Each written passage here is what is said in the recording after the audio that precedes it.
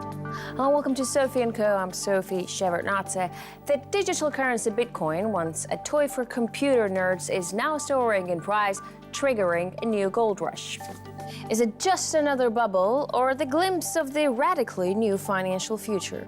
Well, I asked Rick Falk-Vionier of Bitcoin Cash and founder of the Swedish Pirate Party. The new Bitcoin craze is making people rush into cryptocurrency investment, with the digital money's skyrocketing value putting it into the spotlight. But aside from causing a new gold rush, Bitcoin is promising to completely transform the way we use money. What will peer-to-peer money exchange do to the global banking system? What role will the world's governments be left with when Bitcoin goes global? And can it overcome its unstable nature to bring about a radical financial revolution? Rick Falk-Vionier, welcome to the show. It's really great to have you on our program. Now, you predicted Bitcoin's thousand-fold increase back in 2011, and indeed, from $1 in February 2011, hit a record high of almost $7,880 last week, then had a plunge and is back up again now. Why does it keep growing, and is there any price limit for Bitcoin? Yes, there is a price limit for Bitcoin and cryptocurrency. It cannot displace more money than exists in the world. So there is an upper ceiling.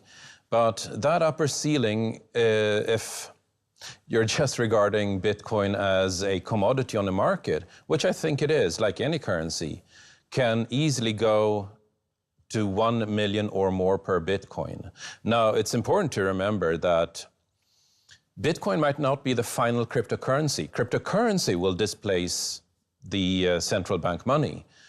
But with social networks, we had 6 Degrees, which was replaced by Friendster, which was replaced by MySpace, which was replaced by Facebook. So some cryptocurrency is going to be worth a lot of money. Which one? Well, that's a gamble.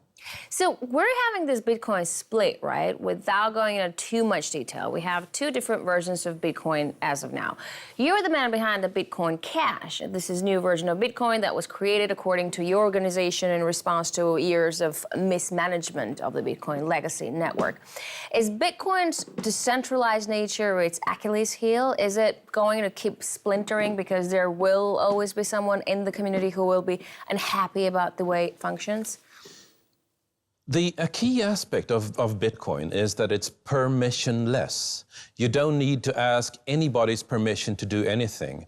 And this is key in the entire community, which is why I decided to publish a letter where I was chief executive officer without asking anybody's permission, as a way to illustrate that we're not asking permission. That's just part of our community. The person who's behind Bitcoin Cash would primarily be a French guy named Amaury Séché, who started working on this, without asking anybody's permission. Now, you don't have to buy Bitcoins. You can mine them by using a high-powered processor like the one in a video card. And the gold rush is on. Here in Moscow, we already had a video card shortage. You literally couldn't find any in stores. Everybody was buying them up to furnish Bitcoin mining farms. But can Bitcoin really make everybody rich? No, Bitcoin cannot make everybody rich. Bitcoin right now is a huge wealth transfer to those who understand its implications early on. The last wealth transfer of this magnitude was around 1850, and it was about those who found oil. There's a huge wealth transfer going on right now where those who used to be poor, nerdy, geeky, sitting in their mom's basement, if you like, are suddenly the new millionaires. And that, perhaps more than anything, is going to have a profound effect on what the future of our society looks like. Because for the last 200 or so years, it was the people who found oil that decided where money went, what research was made. And when the geeks and nerds are sitting on that money and deciding what research gets made, it's not going to be a better diesel engine. It's going to be a better solar panel. It's going to be teleportation. It's going to be space travel. I think that's going to be one of the more profound changes happening here. a wealth transfer to an entirely new type of people. So can everyone jump on this bandwagon, or is it too late? Well, it comes and goes. I mean, if I can't give financial advice, but if cryptocurrency fulfills its promise, and there is no indication it wouldn't, then the equivalent of one Bitcoin needs to be in the $2 to $5 million range. But at that point, it doesn't make sense to measure it in US dollars anymore, because the US dollar won't have any measurable value. So it is absolutely not too late, just like it wasn't too late when Bitcoin was at $3 or at $30 or at $300 or at $3,000. But this is a very high volatile instrument. This is a really risky investment. And if you're asking me whether somebody should invest, then the answer is nobody should ever invest more than being capable of losing every single last cent of it. Goldman Sachs CEO Lloyd Blankfein says Bitcoin may be another bubble, just like that of the dot-coms.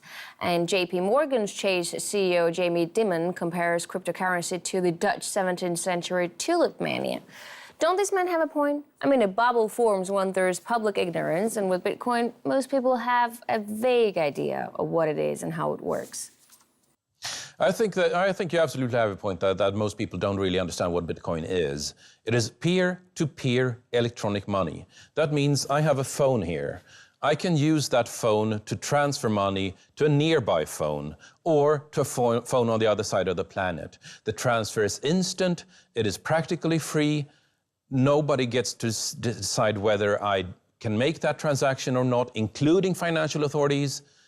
And that in itself will mean a financial revolution. This is an extinction-level event for banks. Banks will no longer be a necessary middleman. And that's, more than anything, why I believe that this is the future of finance. Rick, anonymity makes Bitcoin obviously very popular, but it also enables crime. Just remember the notorious WannaCry ransomware attack this May. This can potentially make governments restrict Bitcoin trade substantially, and that would cause a drastic slump in its value. Do you think cryptocurrency can partially sacrifice its anonymity to ward off shady users? It is more traceable than any money that came before it, because every single unit of Bitcoin is traceable through its entire monetary history, through anonymous accounts, but once you de-anonymize one account, you can start unraveling where the transactions go. The second part of that question, which is more interesting, is that Bitcoin is a peer-to-peer currency. A peer-to-peer technology means that there's no middleman. Governments have been trying to stop peer-to-peer technologies since Napster, and they have been as completely unsuccessful as anybody could possibly be in that. So I don't see them being able to stop peer-to-peer currency either. Which leads me to the last observation, that since there is no middleman, there is nobody giving permission. When I'm buying a bottle of water with a credit card, somewhere in the background is a bank giving me permission to buy a bottle of water with a credit card. And that is a horrifying thought, because that means that the bank can also deny me permission to buy a bottle of water. Nobody thinks of this, but it's there. With Bitcoin, this is not true. There is nobody needing to give permission in the background. There's nobody who gets to say no to a transaction. No money can be forced. No money can be seized. And here's the big problem for governments in the future. Taxes can no longer be forced. I get all the 3 points that you've said. Like before, you said it's traceable. With WannaCry, we know where the ransom money is going, but the accounts themselves are anonymous. But if we know that there is an account with ransom money extorted from ordinary users in it, shouldn't we have the ability to freeze an account and take it back? No. Why should you? I mean, doesn't it bother you that here you are working on a new invention, a beautiful, convenient currency, and people use it to pay for child pornography or they're hitting someone? Actually, they use the US dollar for that. And yet I never heard somebody arguing against the existence of the US dollar with that argument. If you're going after drugs and narcotics trade, then the US dollar is unparalleled in use. And I never heard that being used as an argument against the US dollar. Will the complete implementation of cryptocurrency make compulsory taxation impossible? What happens to real-life governments then? Like, will Bitcoin make them obsolete? Isn't that interesting? Oh, is that what you're hoping for? Isn't that interesting? I can't predict that. The changes we're about to see are so profound when you can no longer just go in and take somebody's money, but the worst you can do as a government is to make them sorry for not giving them your money. You cannot force it. You cannot seize it. The changes this is going to bring are so profound to society that we're going to see a lot of governments panicking when they realize they can no longer just seize whatever money they want. We'll take a short break right now, and when we're back, we'll continue discussing what's behind the meteoric rise of Bitcoin with Rick Falkvinge, founder of the Swedish Pirate Party and cryptocurrency evangelist. Stay with us.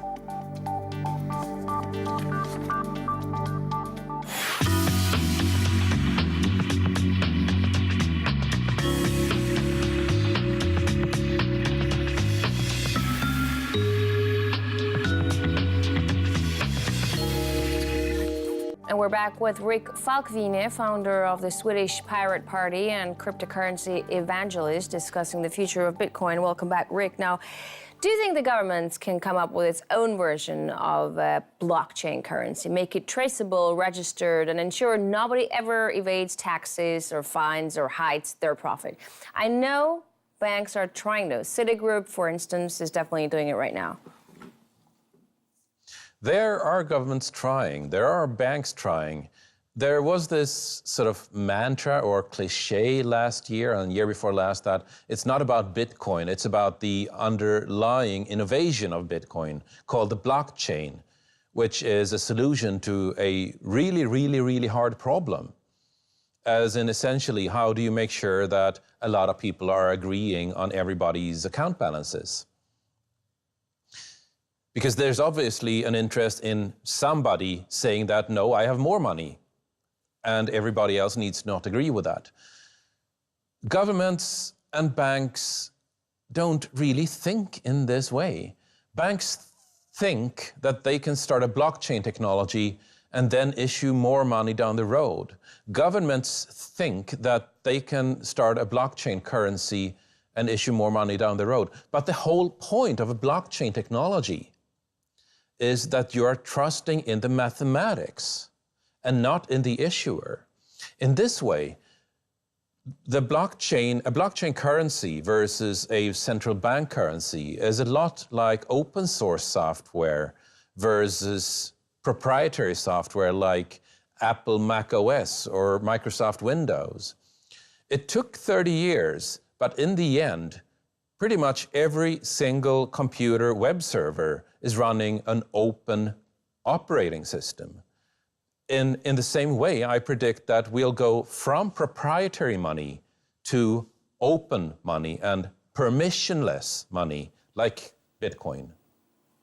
You know, Bitcoin enthusiasts say that cryptocurrency will eventually replace all regular currencies, become the world's only money. But can cryptocurrencies really work for everyone in the world? I mean, internet connection isn't a permanent thing. People in a Sri Lankan jungle aren't online all the time, for instance, and half of African people don't even know what a cell phone is to go online. 100 years ago, we asked, but what about the places there aren't electricity? How will you use an electrical engine then? And today, there is electricity in most places. And where there isn't electricity, there are batteries. There are some specialized cases when you go camping, when you go hiking, when you go survival training, that you don't have electricity or internet the way you take for granted. But overall, I don't see it as a long-term concern. that you won't have access to the internet, because just as we speak, there's a network of satellites being planned to put the internet on every spot on the globe. A top Deutsche Bank strategist says the current monetary system is too unstable and prone to high inflation, so that it's doomed to fail. Will cryptocurrency fill in the vacuum if that is so? I mean, how will it change banking? I think you're spot on there. The European Central Bank is used to print 80 billion euros per month, just propping up a gigantic bubble happening right now. It doesn't do that anymore. It just prints 60 billion euros per month. The US Federal Reserve was printing trillions of dollars, inflating the money supply. We know how this ends. Once a government starts printing money to pay off its own debt, the story doesn't have a happy ending anymore. It just doesn't. History is brutal on this point. So cryptocurrency doesn't really need to replace the US dollar, replace the euro. It just needs to survive while those behemoths collapse under their own weight. And that, when it happens, it's going to go fast. So will the widespread use of cryptocurrency while promising a new level of liberty actually discriminate older generations? I mean, it won't be easy for older folks to get used to this complicated digital stuff, right? Will it disadvantage them in the end? It isn't. It is complicated. It is too complicated. It is not usable enough. It is not usable enough at all. And I agree that this has always been something of a problem, that in the 1920s, when households were electrified, there was a training curve where older folks were being shut out from all these new electrical appliances because they had to relearn so much. When computers arrived, it was the same thing. When smartphones arrived, it was the same thing. There's always a problem where a younger generation needs to take responsibility for, if you like, introducing the elders to the ongoing changes of society. Fortunately, there's usually somebody in every family who does that. But the concern is absolutely valid. The first time Bitcoin was used to pay for a real service, it cost a user 10,000 Bitcoins to get 2 pizzas. Now, Yes. that is worth Yes. $70 Very million, expensive pizzas. right? I mean, $35 million per pizza. I wonder if that man really wishes he'd cooked at home. Cash is backed by theoretically gold or the government's ability to pay debt. Where do all these insane values come from in Bitcoin? What's backing a Bitcoin? Like any commodity, it has value because of 2 simple characteristics. It is useful and it is scarce, meaning that there's not an infinite supply of it. It is useful because I can use it to transfer value to Malaysia on a Sunday without anybody interfering with that transmission. And it's finite because there's only ever going to be about 21 million Bitcoin. Those 2 things make it valuable. Not that it's backed by a government, because it isn't. You know, there have been In many... that way, it's kind of like gold. There have been many cases of Bitcoin theft. With this latest BTCE's case, we have a suspect accused of stealing tens of millions of dollars worth of Bitcoins. Is it not really safe to keep your investments in it? I mean, considering that the hype about its rising value surely attracts hackers like flies to honey. Bitcoin has that problem. I mean, it's really hard to store your Bitcoin securely. It is a really hard problem that has not been solved. Some of the best solutions involved specialized hardware that you keep on your wrist. Some other solutions involve opening up a laptop and taking out the Wi-Fi circuits, making sure it cannot ever connect to the internet and so be infiltrated from the outside. This is hard today, but it is going to become usable. These are really hard problems, and everybody in this community knows that whomever solves it first is going to become really rich, as in insanely rich. And so There's a lot of money being thrown at this That's problem. a good incentive to stick to the Bitcoin business. Isn't it? But you know what? It's not just the hackers that have a problem. There was a famous case of a wire editor forgetting the PIN code from his Bitcoin wallet and using hackers and even a hypnotist to retrieve it. I know it sounds funny, but isn't it a little harsh on people? I mean, how can it so easy to lose access to something you own? That can't happen to my wallet or bank account. Well, it absolutely can happen to your bank account. Ask the people on Cyprus when their bank savings were confiscated to bail out the government's bank. Ask any people in, say, Argentina, or for that matter, any person in South America, how safe their bank holdings are. They're not. They're just not. Maybe it wasn't a good example, but the whole bank business is still really tied to whatever crisis is going in the country. But you're saying the advantage of Bitcoin is that it is not tied to anything that's going around it in the world, right? So how come it's so easy to lose access to it? Something that you own just by forgetting a PIN code, It is data. It is data. You can think of it as a file, if you like. If that file gets into somebody else's hands, then you lose your money. If the hard drive with that file on it gets destroyed or corrupted or just dies, then you lose your money, which is why this problem is so hard, which is also why a lot of people are working on it. But Bitcoin and cryptocurrencies are just in their infancy.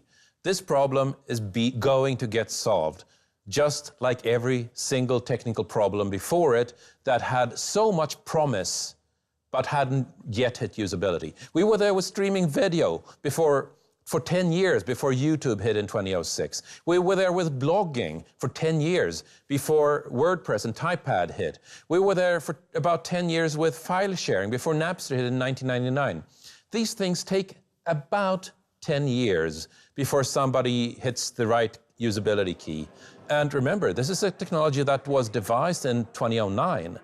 It's possible that if we're looking at a possible mainstream breakthrough around 2019, 10 years from then that the company the company who makes this breakthrough has not even been founded yet. Rick, for all the talk of being an internet freedom banner, Bitcoin isn't entirely independent. For instance, we've mentioned the BTCs, where the U.S. police has recently seized accounts of its clients and arrested one of its founders. So pressure can be put on cryptocurrency. It can be brought to heel. You cannot point a gun at a computer to make it give up its secrets. But you can point a gun at the computer's owner and make them very sorry for not giving up that file inside the computer. But this difference that might seem very small has profound effects, because it means that governments can no longer just walk in and seize money to pay people's taxes. People have to actually agree with paying taxes. And that in itself is going to be profound when governments realize this. All right, Rick, thank you very much for this interesting insight for this interview. We're talking to Rick Falkvinge, CEO of Bitcoin Cash, founder of the Swedish Pirate Party and cryptocurrency evangelist, discussing Bitcoin and the future of finance. That's it for this edition of Sophie & Co. I'll see you next time.